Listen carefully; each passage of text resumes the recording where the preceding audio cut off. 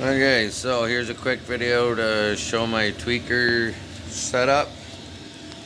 I've got the one dish here, one pump, second pump, second dish, going down to a 5-gallon jug. Both of them come up and into a brass T going in. If you look closely, I think you can notice the fuel and vegetable oil mixing in the line going up into the heater. So, and there's the tweaker. Plugging away, working good. And yeah, seems to be doing great. Thank you, Dave. Talk to you soon. Bye.